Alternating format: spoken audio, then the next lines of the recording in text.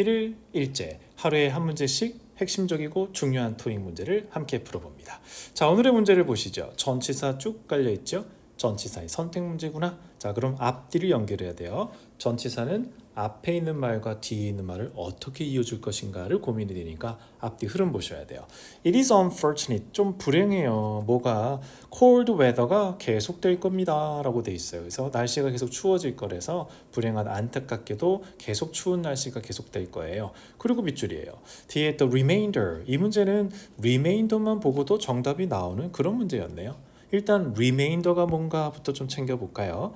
remainder는 remain에서 왔잖아요. remain이 그 상태 그대로 남아있다. 그래서 명사 remainder는 남아있는 것, 남아있는 기간이란 뜻으로 쓰입니다. 따라서 여기에 전치사 for를 써주면 남아있는 기간 동안이란 뜻이 돼요. 그래서 for the remainder of 뭐뭐뭐뭐 요거를 그냥 하나의 통으로 정리하시면 돼요. 이번 주 남은 기간 어떻게 해요? For the remainder of the week 해볼까요? For the remainder of the week. For the remainder of the week. 이런 식으로 써주면 돼요. 그래서 for the remainder of 명사. 이 구조를 덩어리로 챙겨두세요. 그래서 이것 명사의 남은 기간이라는 뜻으로 for the remainder of 명사. 이런 형태였던 거죠. 추가 팁을 하나 드릴게요. 우리가 명사 중에 reminder라는 단어가 있어요. 이거요. 리메인더하고 리마인더를 헷갈려 하신 분이 의외로 좀 있어요. 이거 한번 정리하세요. 리마인더는 어디서 온 거예요? 그래, 리마인드에서 온 거죠. 한 번 더 알려드립니다. 독촉장이라든지 두 번째 보내는 편지를 얘기할 때 This is reminder라는 말을 써요. This is reminder 하면 한 번 더 알려드리는 거예요. 두 번째로 드리는 편지입니다. 독촉장이에요. 이런 뜻이죠. 자, remainder, reminder 구분합니다. remain, reminder가 다르니까, 그죠? 그래서 remainder는 남아있는 것이고 reminder는 한 번 더 알려드리는 독촉장. 이렇게 정리 한번 해두세요. 오늘은 덩어리 표현이었습니다. 오늘의 1일 1제였어요. 자, 오늘의 문제를 보니까요. 동사 문법 냄새가 확 나죠? 동사 문법은 알죠? 수, 태, 시제 이렇게 세 가지를 공부하시면 돼요. 자, 그럼 한번 보죠. Organic agricultural products는 are usually sold 팔려요 at a higher than average price. 원래 유기농이 좀 평균적인 것보다 비싸게 팔리죠. 오케이. but을 지나서 그러나 주어는 동사입니다. 밑줄은 동사 자리예요. 보기를 쓱 보니까 다 동사들. 일단 동사는 수부터 day가 복수니까요. 다 통과. 그 다음 두 번째는 태죠. 태를 보니까 be, done, will do, will do 해서 지금 A만 수동이고 B, C, D는 수동태인 걸 알 수가 있어요. 근데 뒤에 목적어가 딱 버티고 있는데 능동, 수동 오래 고민할 필요가 없죠. 목적어 있으면 능동입니다. 따라서 현재로서는 수동 A는 제거하고 갈게요. 자, 그럼 B, C, D 중에서 고르는 거니까 이건 시제 문제입니다. 그럼 시제는 시제를 결정하는 단서가 있어야 돼요. 예를 들어 yesterday가 있으면 과거, tomorrow가 있으면 미래잖아요. 그죠? 그래서 요것만 찾으면 돼요. 뒤를 보니까 있어요. 시간의 정보를 가진 아이. 바로 in recent years. 최근 몇 년 동안입니다. 이 표현은 최근 몇 년간 지금까지 그래왔다라는 뜻이라서 기본적으로 현재 완료랑 짝을 이루기 때문에 이 문제는 오래 고민할 필요가 없었던 문제입니다. 그래도 다음에 공부하시는 분을 위해서 제가 이거는 하나의 패턴이니까 정리 한번 해드릴게요. 우리가 보통 최근 얼마의 기간 동안이라는 표현을 써요. 그래서 in the last, last도 지난이니까 in the last year 이런 표현 쓰죠.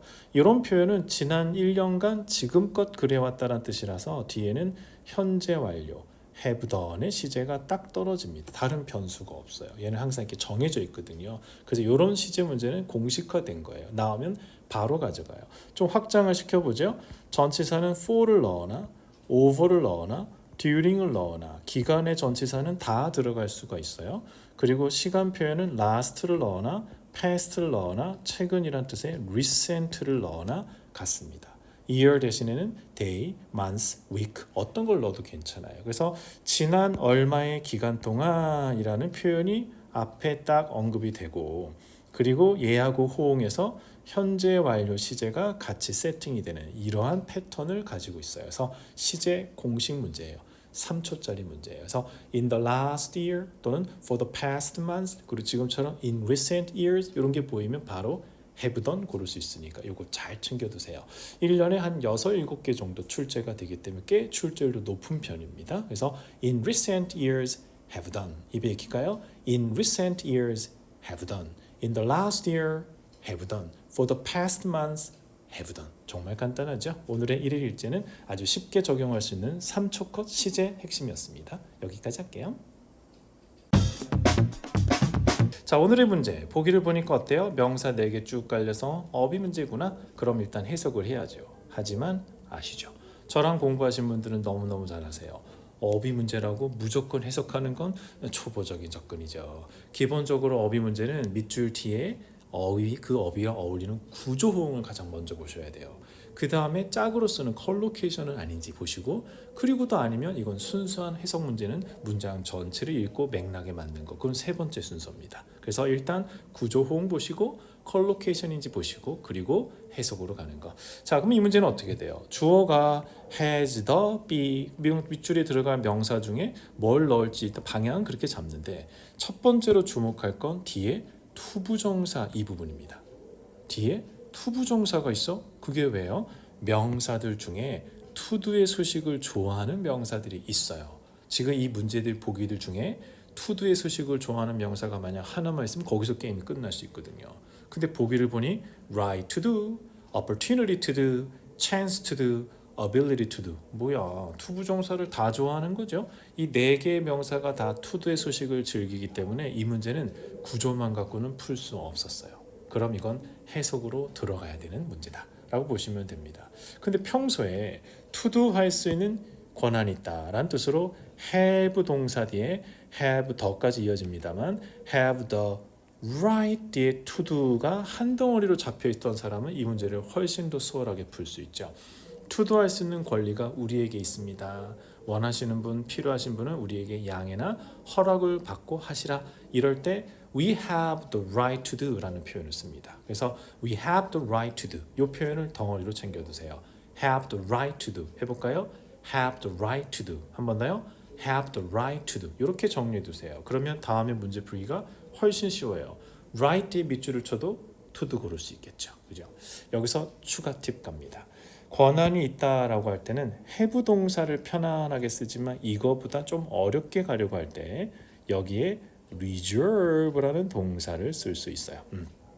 reserve는 계속 serve가 keep의 뜻이기 때문에 뭔가를 계속 가지고 있다는 뜻이죠. reserve 예약하다 그거 아니야? 맞아요.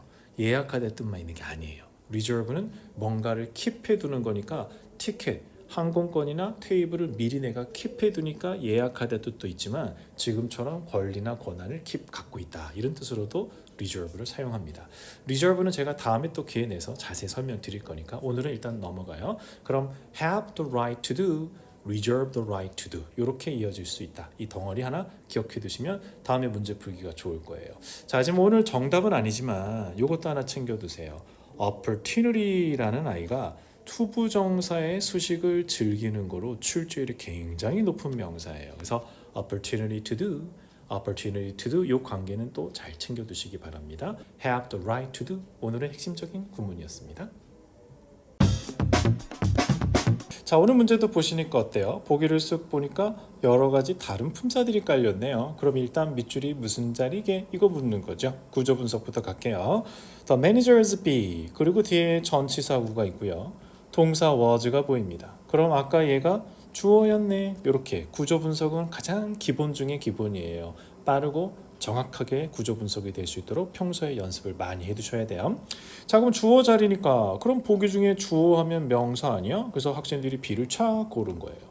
다행히 정답이었어요. 하지만 이거 방심하시면 안 돼요. 명사가 하나 더 있었네. 단수 복수. 아, 이거 수일치까지 봤어야 되는구나. 결국 동사가 was라서 오늘 정답이 B가 되긴 했지만 정답이 만약에 동사가 were였으면 어떻게 돼요?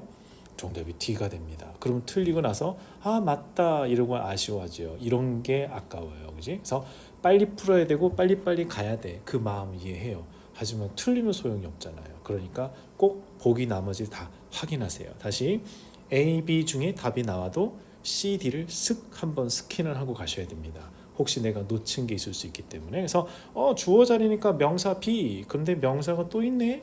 그럼 수일치까지 더 확인해야지. 이렇게 필요합니다. 다음을 위해서 준비하세요.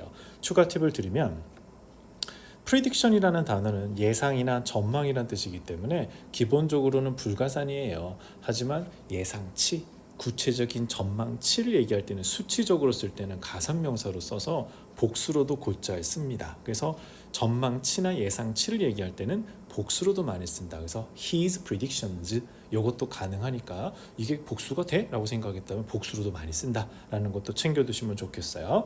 어휘도 좀 짚고 갈까요? 여기서는 somewhat overestimate, 일단 overestimate부터 봅시다. estimate가 우리가 평가하고 예측하고 추측하는 거잖아요. 그럼 overestimate는 뭐겠어요? 과하게 추측했다. 과대평가했구나. 과대평가하다가 이런 뜻이네. overestimate. 그럼 과소평가하다는 underestimate라고 합니다. 그래서 overestimate 반대로 접두사만 underestimate 이렇게 쓰면 되니까 참 편리하다, 그죠? 억지로 외우지 마세요. overestimate, underestimate, overestimate, underestimate 간단하죠? 그래서 이렇게 정리해 두시면 되겠어요. somewhat도 좀 챙겨둘까요? somewhat은 부사예요. 이렇게 생긴 게 부사라고? some 플러스 의문사 what인데 아주 특이하게 생겼죠. somewhat도 출제가 돼요. 뭐 한 3, 4년에 하나 정도? 자주는 안 나옵니다. 그래서 고득점 하시는 분들 한번 챙겨두세요. somewhat은 다소 약간이라는 뜻인데 우리가 알고 있는 rather 또는 quite 그리고 사실은 a little하고 같은 거예요. 그런데 토익에서는 a little은 출제하지 않아요. 너무 회화적인 표현이라서 왜 토익에 나오는 비즈니스에서는 좀 격식 있는 표현을 써야 되잖아요. 그래서 이 세 가지를 기억합니다. rather difficult, quite difficult, somewhat difficult 이렇게 써요. 그래서 부사로서 rather, quite의 의미로 somewhat이 출제되는 부분까지 챙겨두시고 가시면 되겠습니다. It's somewhat difficult 이렇게 약간 어려운데 이 문제 It's somewhat difficult 이런 식으로 쓴다 라고 보시면 돼요. 자, 오늘의 1일 1제는 여기까지입니다. 자, 오늘 문제를 한번 구경해 보세요. 보기를 보니까 어때요? 어휘 문제구나 라는 생각이 들죠. 그럼 해석을 하면서 접근하셔야 돼요. 자, 앞쪽에 보니까 with something 돼 있어요. 천수사구년 수식어 넘기시면 되겠죠. 그래서 수식어는 그냥 수식어죠. 그렇게 생각하시면 되고, 그래서 with unusual heavy rain, 비가 많이 와서 올해의 pear harvest, 배 수확량이 이지비하다. 자, 현재 보기를 보시면 비동사 뒤에 전부 다 던 똑같은 위치를 구성하고 있어요. 구조적으로는 똑같죠. 그래서 학생들은 이건 해석만 해야 돼 라고 생각하기가 쉬워요. 하지만 하나 먼저 더 볼 게 있습니다. 밑줄 뒤에 보니까 to be가 보이죠. 그 말은 뭐예요? 이 아이는 be, done 뒤에 to 부정사까지 구조적으로 이어져야 됩니다. 그럼 보기 중에서 뒤에 to do가 이어지는 게 누구냐? 보기를 쑥 보면 be projected to do 밖에 없어요. 그래서 얘만 to 부정사가 이어집니다. 프로젝트가 동사로 출제돼서 조금 낯설다라 느낄 수도 있어요. 프로는 앞쪽으로 for의 뜻이고 젝트는 던지다 뜻이거든요. 그래서 앞쪽으로 빛을 쫙 투영하는 게 프로젝트예요. 그죠? 그래서 우리가 프로젝터에서 빛이 나오면서 스크린에 반사돼서 보잖아요. 그 프로젝트죠. 그래서 앞으로 빛을 비추면서 전망해 보다는 뜻이 있어요. 그래서 프로젝트가 우리가 말하는 이번 프로젝트 명사도 있지만 동사로는 무슨 뜻이에요? 앞쪽으로 빛을 쫙 쏴서 전망해 보다는 뜻이 있습니다. 따라서 be projected to는 무슨 의미예요? 그럴 것으로 전망 예상된다 라는 표현입니다. 조금 생소하죠? 여러분이 잘 아는 거로 바꿔드릴까요? be expected to do. 이거는 많이 봤는데요? 똑같은 표현입니다. 또는 be anticipated. anticipated 이것도 마찬가지예요. 그래서 뭐뭐 할 것으로 예상되다라는 뜻입니다. 그래서 be projected to do, be expected to do, be anticipated to do 전부 다 뒤에 to 부정사가 뒤에 나오죠. be expected to do가 출제율이 가장 높지만 이렇게 projected로 바꿔서 출제하면 희소성의 난이도가 생기니까 한번 본 적이 있다 없다가 커질 수 있습니다. be expected to do, be projected to do. 오늘 be projected to도 한번 챙겨두시면 좋을 것 같아요. 자, 오늘 1일 1제는 덩어리 문제였습니다. be projected to do, be expected to do 챙겨주세요. 자, 오늘 문제를 구경해 보세요. 보기를 보니까 어때요? 어휘 문제구나. 그러면 해석하면서 접근해야겠어요. It is said that 그렇게들 말합니다. K가 is especially B 하다라고. 비동사 뒤에 밑줄이니까요. 보호 자리입니다. 보기를 보니까 다 보호를 쓰는 애들이죠. 그러면 이거는 그냥 어휘 문제다라고 생각하기 쉽지만 제가 항상 말씀드렸죠. 모든 어휘 문제는 1차적으로 밑줄 뒤 구조호응부터 보셔야 돼요. 지금 밑줄 뒤에 뭐가 있어요? at이 있어요. 전치사 at하고 이어지는 걸 찾아. 보기를 보면 be skilled at 바로 이어지죠. 그래서 얘부터 넣어야 봐야겠다. at하고 이어지니까 이게 전략이에요. 시간을 줄일 수 있다. 낭비를 줄이기 위한 좋은 방법입니다. 그러니까 구조호응이 되는 것부터 먼저 넣어서 맥락이 맞으면 그걸로 끝이에요. 그래서 이 사람은 계약을 클로징하는, 계약을 체결하고 마무리 짓는 것을 정말 잘한다 라는 뜻으로 특히 그 일을 잘해. She is especially skilled at something, skilled at doing something. 이렇게 구조가 된 겁니다. 추가 포인트를 좀 잡을까요? skilled라는 말은 기술이 뛰어나다, 익숙하다, 교육을 받았으니까, 스킬을 습득했으니까 그래서 그쪽 부분을 아주 잘한다 해서 experienced의 뜻으로 쓰이기도 해요. 그런데 at하고 호응한 거로 가려면 어떤 걸 잘하다 할 때 우리 흔하게 쓰는 건 be good at. 여기서는 이게 대체될 수 있어요. 또는 어떤 부분에서 아주 전문적이다 할 때는 expert. She's expert at something 하면 at 하는 일에서 전문적이다. 이런 것도 가능합니다. proficient라는 단어도 있어요. proficient. 능숙하고 유능한 뜻이죠. 그래서 she's skilled, she's good, she's expert, she's proficient 이런 단어들이 대체될 수 있다라는 것도 한번 챙겨두십니다. 나머지는 어떨까요? trained 고른 분이 많았어요. 이 문제 실제 비고른 분이 많았죠. 계약 체결하는데 어떤 전문적인 훈련을 받았어. 얼핏 들으니까 우리말로는 그럴싸하네 라는 생각이 들 수 있거든. 근데 문제는 at하고 친한가? 이 부분을 간과한 거예요. trained는 보통 to do 할 수 있도록 훈련을 받았다. 또는 in doing을 써서 doing 하는 데 있어 훈련을 받았다. 이렇게 사용을 하게 됩니다. 그래서 구조가 서로 안 맞다라는 거죠. assigned도 be assigned to do 또는 be assigned for something 이런 식으로 구조적인 부분까지 다 감안을 하셔야 돼요. 그래서 at하고 이어지는 건 be skilled at 얘밖에 없었어요. 그래서 구조호응의 맥락까지 맞는 거 항상 방향을 그렇게 잡으세요. 뒷부분에 좀 하나 챙길 게 있어요. closing a delicate contract 계약을 클로징 시킨다? 계약을 클로즈 닫아? 이게 무슨 말일까? 계약 협상을 하던 걸 끝내고 마무리 짓는 거니까 계약을 체결시킨다는 뜻으로 봐야 돼요. 그래서 계약을 체결하다 할 때 동사 뭘 썼어요? close a contract. 어떻게 해요? close a contract. 이 부분이에요. 그럼 또 추가 포인트 가야겠죠. close 대신에 계약을 마무리 짓다는 뜻으로 제일 흔하게 쓰는 게 finalize. finalize a contract. 이것도 챙겨 두시고 계약 체결하려면 뭐 하죠? 사인하죠. 그래서 sign the contract, finalize a contract, close a contract까지 챙겨 두시면 됩니다. 자, 오늘 어휘 문제도 뭐였어요? 뒤에 전치사까지 구조 이어지는 구조 완성 문제였죠. Be skilled at doing something 챙겨 두시면 되겠습니다. 자, 오늘의 문제 보기를 보니까 어때요? 구조 문제입니다. 밑줄이 무슨 자리인가? 구조적인 파악으로 접근이 들어가야 되죠. 한번 봅시다. In the interview with somebody 누구와의 인터뷰에서 주어는 괄호 쪽 콤 맞힌 부분을 그냥 묶으면 되죠. 이 사람이 뭐라고 말했냐면 뒤에 say 뒤에 대시 생략이 되면서 또 다른 주어 동사가 온 거예요. She has no be가 있다. has 뒤에 목적어 자리면서 no라는 한정사가 있기 때문에 밑줄은 그냥 명사 자리입니다. 보기를 쓱 보니까 명사가 보이죠? 이렇게 해서 그냥 끝난 문제예요. 그래서 뭐가 이렇게 싱거워? 문제는 되게 단순했어요. 근데 제가 이 문제가 만약에요. 보기 4개 다 명사로 깔려도 여러분은 자신 있게 인텐션을 고를 수 있는가? 이 부분 한번 보자라는 거죠. 어떤 의사가 있다 없다라는 얘기할 때 자주 쓰는 표현입니다. 하나 메모를 해둘게요. 보통 have 동사 뒤에 no를 쓰면 의사가 없다는 뜻이에요. 그래서 intention 뒤에 오고요. of doing something 이렇게 구조가 이어집니다. 반면에 이 no 자리에다가 every를 쓰잖아요. 그럼 어떻게 돼요? 이때는 그럴 의사가 100% 있다. 라는 뜻이 돼요. 그래서 전혀 그럴 생각이 없습니다 할 때는 I have no intention of doing something 이렇게 쓰고요. 전적으로 그럴 마음이 있다. 이럴 때는 I have every intention of doing something. I have every intention of doing something 이렇게 씁니다. 그래서 지금처럼 올해 안에 사퇴하거나 은퇴할 생각은 없다. 이런 말이었기 때문에 I have no intention of retiring this year 이렇게 쓴 겁니다. 그죠? 그래서 요 구조예요. 그래서 have 뒤에 no intention 또는 every intention of doing something이 약간 덩어리 표현입니다. 그래서 어휘 문제로 만약에 가더라도 여기에 intention을 잘 넣을 수 있도록 준비해 주시면 되겠어요. 한번 읽고 갈까요? I have no intention of doing something. 반대로 I have every intention of doing something. 이렇게만 정리해 두세요. 자, 오늘의 문제 보기를 보니까 어떻습니까? 구조적인 문제, 문법적인 문제구나 라는 걸 눈치챌 수 있죠.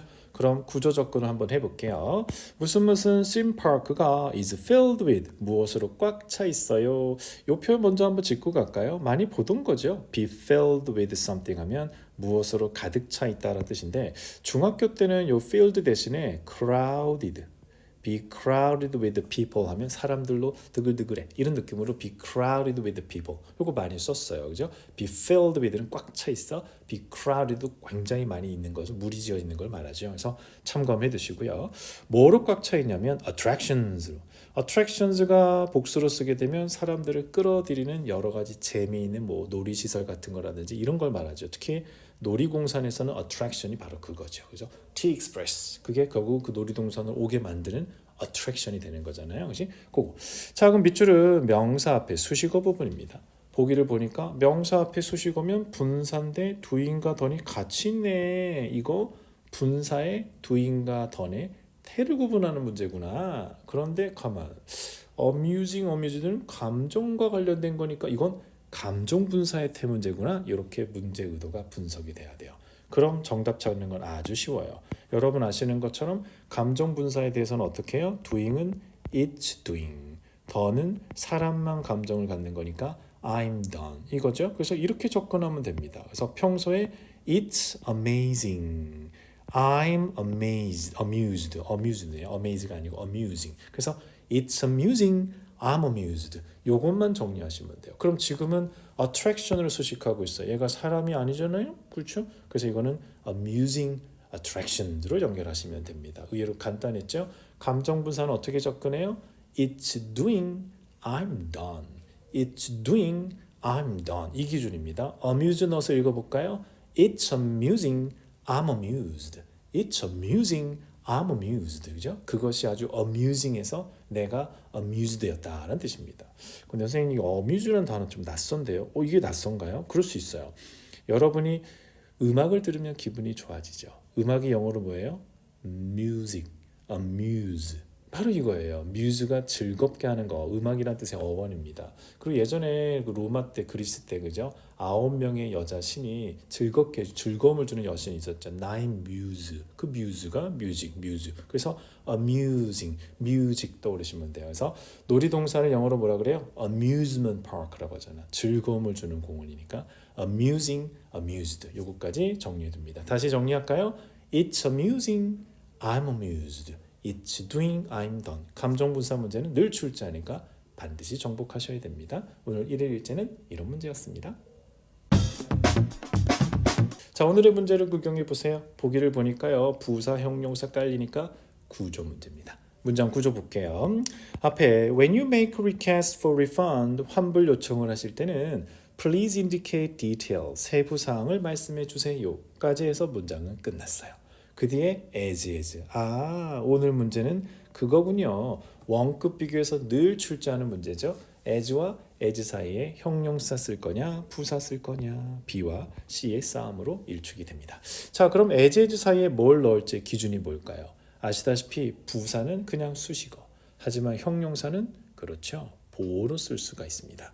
따라서 이 문제는 as 사이의 빈칸이 보호 자리인가 아닌가를 보시는 게 핵심이에요. 그럼 지금 이 문제는 어때요? 문장 구조상 다 끝났어. 그 뒤에 as니까 당연히 문장 끝에 할 일 없는 자리니까 부사 자리가 되는 거죠. 그래서 이 문제는 clearly 부사 고르면 돼요. 되게 심플한 문제예요. 근데 학생들이요. 이 문제를 이렇게 가르쳐 주잖아요. 그럼 실전에 가서 문장 끝났으니까 할 일 없는 수식어니까 부사야 하고 고르라. 근데 이상하게 C가 땡겨요. 그 이유가 뭐냐면 as clearly as possible 보다 as clear as possible 이 입에 딱 붙어. 그죠? 그래서 C로 고치고 오는 친구들이 좀 나옵니다. 자, 왜 그러냐? 이유가 뭐냐면 보통 우리가 as를 제일 많이 쓰는 게 주어 비동사 뒤에 as 형용사 as의 형태로 as possible 그냥 붙여서 얘기할까요? 이렇게 해서 여기에 as 사이에 형용사를 쓰는 게 비동사 뒤에 형용사 보호를 쓰는 경우를 제일 많이 봐요. 토익에서도 이걸 제일 많이 출제합니다. 따라서 우리는 as 사이에 형용사가 엄청 친숙해요. 부사가 좀 낯설어요. 그래서 많은 학생들이 as clearly as possible 보다는 as clear as possible 입에 딱 붙으니까 그쪽으로 움직일 수 있어요. 그래서 이 문제는 기준이 아주 간단해요. 보호자리냐 아니냐, 보호자리냐 아니냐, 이것만 판단하시면 돼요. 지금처럼 문장 다 끝났다, 뒤에 수식어 자리다, 그러면 부사로 처리하셔야 됩니다. 그래서 이거 분명히 정리해 두세요. as 형용사 as가 입에 붙어 있는 것이 있기 때문에 선입견으로 작용할 수 있음. 그것만 정리하면 돼요. 자, as 사이에는 보호자리면 형용사, 그 외에는 부사로 처리하시면 되겠습니다. 오늘 문제는 as 원급 비교에서 가장 기본이 되는 문제였습니다. 자, 오늘의 문제 보실게요. 보기 보니까 어때요? 전치사도 좀 보이고 접속사도 보이고 일단 구조 먼저 정리해야겠다. 그죠? 구조 접근 한번 해보죠. Your daily work hours는 should be submitted 돼야 됩니다. To your supervisor에게. 그죠? 하루하루 몇 시간 일했는지 슈퍼바이저에게 바로바로 보고해야 돼요. 그지? 언제? 5시. 5시까지, 5시 이전에 5시가 돼서 이제 보고해야 되는 거, 그 전까지. 그런 분위기예요. 대충 해석은 됐습니다. 보기를 쓱 보니까 일단 전치사가 필요하니까 A와 D의 싸움이에요. 근데 이게 순간적으로 어때요? 우리말로는 5시 이내에 제출해야 돼. 5시 안에 제출해야 돼. 이런 느낌을 주니까 A로 빠질 수 있는 여지가 있어요. 이게 한국인들이 걸려드는 아주 대표적인 문제입니다. 우리말은 말이 됐어요. 자, 이거 반드시 구분해야 돼요. 일단 within은 in에서 파생이 됐습니다. 따라서 within 뒤에는 뭐가 와야 되냐면 시간의 표현에서는 기간이 와야 돼요. 시간이라 하지 말고 기간이라고 합시다. 기간이 와야 돼요. 그래서 within은 뒤에 기간이 와야 된다는 사실을 명심하세요. 5시는 5시부터 5시까지 시점에 해당하기 때문에 5pm하고 within은 만날래야 만날 수가 없어요. 그래서 이거는 우리말로만 5시 이내에 제출해라. 한국식으로 해석했을 때 우리말로 해석이 되는 거죠. 이거 유명한 함정이니까 건드리지 않도록 조심해야 돼요. 그럼 어떻게? 5시 이전에 제출해야 된다. before가 문제 없었던 거죠. 사실 이 문제는요, within하고 before보다 by가 훨씬 더 자주 출제됩니다. by는 시점하고 써야 되거든요. 그래서 by 시점, within 기간. 이게 대표적인 기준점이에요. by하고 within이 같이 보기 나오면 어떻게 해요? by는 시점, within은 기간. 그래서 by 시점, within 기간. 그렇게 구분해 두십니다. 그래서 by는 by the end of the month, within은 within 10 days 이런 식으로 쓴다라고 보시면 돼요. 그래서 within은 기간, by는 시점. 요거 잘 구분해 두세요. 굉장히 자주 출제되는 시간의 전치사 구분이에요. within과 by의 구분입니다. 오늘 보기는 before로 바뀐 거지 사실은 within과 by의 구분입니다. 다시 정리하죠. within 기간, by 시점. 그렇게 정리해 두시고 가시면 되겠어요.